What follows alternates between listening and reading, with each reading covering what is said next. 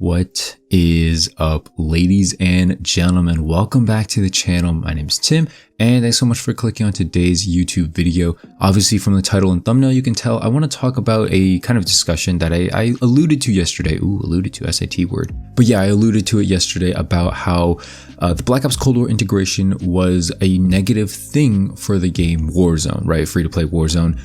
And I talked about it a lot yesterday, right? I talked about the weapons, the meta, stuff like that, just how people play, the amount of players, the level of players, the difficulty of level of players, all that stuff. I alluded to it, right? I didn't go in depth with it, but I wanted to talk about it today, mostly because there's not a whole lot of Cold War news. You know, the treyarch devs and everyone are still on vacation, so there's not a whole lot else to talk about, but I did think this was an interesting topic to kind of go deeper on. The gameplay you're watching is actually some Warzone gameplay. You haven't seen Warzone on this channel in a long time, but yeah, Warzone gameplay from a long time ago. This is back when the Grau and the MP5 were, you know, amazing. I don't think that's the case anymore, and that's one of the points we'll talk about in today's video. But yeah, this is some old gameplay. I get about 8 kills. I don't think we win, but it's exciting. You know, I move around a lot, and, you know, that's all you can ask for in gameplay these days. So before I get started, make sure to leave a like and subscribe if you're new to the channel. Okay, all that stuff really helps me out. Discord, Twitter, Twitch, all that stuff's in the description down below if you feel like you know, getting at me there. So the reason I wanted to talk about this more in depth is because I saw this post on Reddit. It's usually where I see a lot of interesting stuff from the COD community, and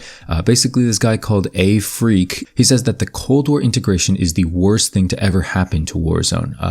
One thing he talks about first off, right off the bat, is the Gulag. He says it's just a copy of Nuketown. I don't really care about the Gulag. I don't think a Gulag on a different map is going to break or make or break the game. You know, like at the end of the day, we're still playing on the same map. We're still using the same gun.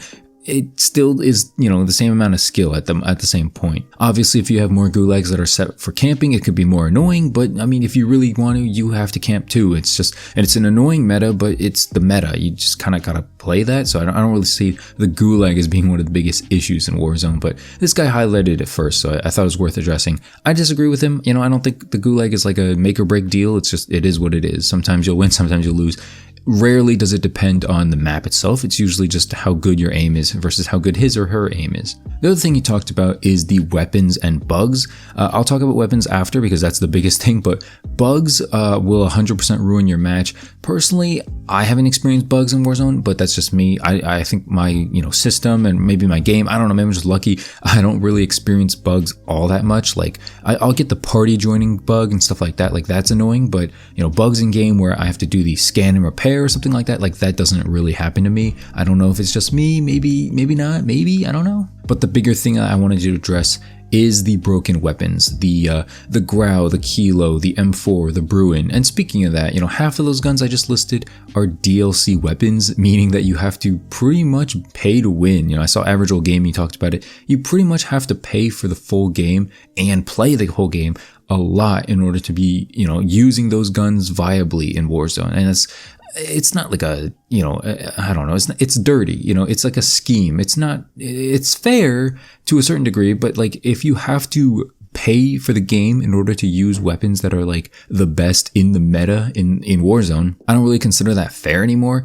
And I think for that reason, it's a little dirty. It's a little scumbaggy. And I talked about that yesterday if you missed that video. He goes on to say how the shotguns were OP in buildings, but useless after like 10 to 15 meters against any SMG. Now pretty much everyone just runs a DMR or the dual DMRs and stuff like that. And granted, admittedly, I haven't played a ton of Warzone, so it's not like I play this all day and get killed by a DMR every day. If I did, this video would probably be a lot more, I don't know, you probably feel a lot more feelings from me if that happened to me. But I can understand the frustration. You know, if there's an OP gun and let's say you're a free-to-play Warzone player, I would be pissed. You know what I mean? Like I would be super pissed that someone who paid $60 and played another game is suddenly now in my game just ruining my lobby, right? Like it doesn't make sense. If I'm just a free-to-play player, I spend like hours and hours, days and days grinding up to get the Grau, and then I use the Grau in Plunder to get that up to like level 50 so I can finally use attachments on it. And then here comes this dude who bought Cold War and played like, I don't know, 5 hours with the DMR, and now he's the best player in my lobby. Like I would feel pretty bad about that if I was a free-to-play player, right? Now, personally, I can't relate to the free-to-playness, okay? I buy Modern Warfare, I bought Cold War, I play both the games a lot. I have pretty much both games weapons leveled up. You know, I'm just a COD fan. Even if I don't like Modern Warfare, even if I don't like Cold War all that much either, like, I'll still play it, you know? I still have pretty much every gun leveled up because I go for camos, and, you know, going for camos is, it's a whole different story, but from my point of view, I think you should be rewarded for, you know, using different guns, for, you know, having different guns leveled up, because you never know when the meta will switch. Remember when the FAMAS with the shotgun became like super meta, super broken? A lot of my friends who only use the Grau, the M4, they were just like, oh, I can't use it. I don't have the attachments unlocked. There's no double weapon XP. There's no point. It's going to get fixed by the time I get there. And they were right. They were actually right. Like, it got fixed and there was no point. And it just feels good from, like, you know, someone like my perspective who levels up every gun, who actually uses a different amount of variety guns. It feels good to quote unquote be rewarded for that. I'm not saying that to brag, but I'm just saying, like, from my point of view, from a non-free-to-play player's point of view, it feels good in that sense. But I can understand the gripe from free-to-play players as well. I understand people being upset at the DMR if they never bought Cold War, or the dual Diamantes if they never bought Cold War. Something else I noticed, this is actually from JGod, he pointed out that Cold War snipers don't seem to have glint, and now I don't know, this was a story back like a week ago or something. I don't know if this got fixed, if that was just a bug or something. Let's assume that was true for the purposes of this video.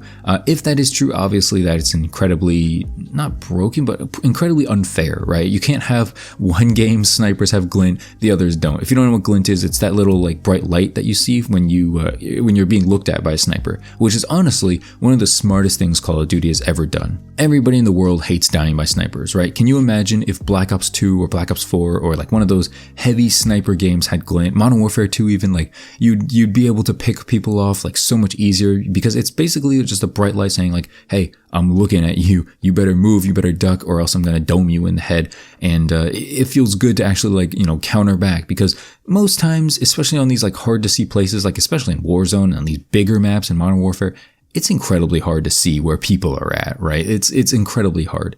It's also very hard to see where people are in Cold War, but that's mainly because of the visibility, not really because of like the bigger maps or the larger scale maps or stuff like that. I do think glint is something that, you know, Cold War and, you know, every Call of Duty needs to have going forward. So, you know, if they don't have it on the snipers right now in Warzone, I'm hoping it's a glitch. I'm hoping it's been patched. You know, I don't know what I'm talking about. If it has been patched like 2 months ago or something, I'm sorry, but I'm just saying, I think that's a necessary change that needs to happen. And the last thing I want to talk about in his post here is he talks about how the KD of the group he's playing in, like the Warzone lobby, starts out at 0.8 and tops out at 2.0. Basically, he says that there was a cool-off period between the launch of Cold War and the merge. So basically before, you know, Season 0 and Season 1 of Cold War, which makes a lot of sense, right? Because all the content creators, all the sweats, all the Twitch streamers, they're all playing Cold War, they're all leveling up their guns, and, you know, probably Warzone is a pretty chill experience. It's probably free-to-play players and Modern Warfare players, right? So if you never bought Cold War, which means you're probably not as devoted as a COD fan as the rest of people who did buy Cold War, then you're probably just chilling on Warzone, chilling on Modern Warfare, and it's probably a lot easier to do well, right? Since the integration, it's definitely brought a lot more people back because of videos and stuff like that, right? If you look on YouTube, right, K3, Swag, everybody's just posting Warzone. This is the best Cold War weapon to use in Warzone. And so now a lot of people are using Cold War weapons in Warzone, which are, you know, pretty much OP, pretty much broken. And so now the meta is Cold War weapons in Warzone, which means that people who are free to play, people who are the Modern Warfare players, you're probably in for a tough time. You're probably in for an annoying time. And honestly, I can feel the frustration just reading this post. Of course, I'm going to leave this post in the description down below. It's an interesting read. It's definitely a good read because he talks about a lot of things that that not a lot of people think about, and you know, it's good stuff. So he's just complaining, but it is what it is. I thought it was an interesting topic, so I wanted to make this video on it. But I know the video is a little short. I'm probably just going to end it here. Thanks for watching. Subscribe if you're new to the channel. I really appreciate it. Again, Twitter, Twitch, Discord, all that stuff's in the description down below. And I'll probably be streaming tonight. So if you made it this far, you get to know that I'm streaming on Mondays. And that's going to do it for the video. Again, thanks so much for watching. Have a great day and peace.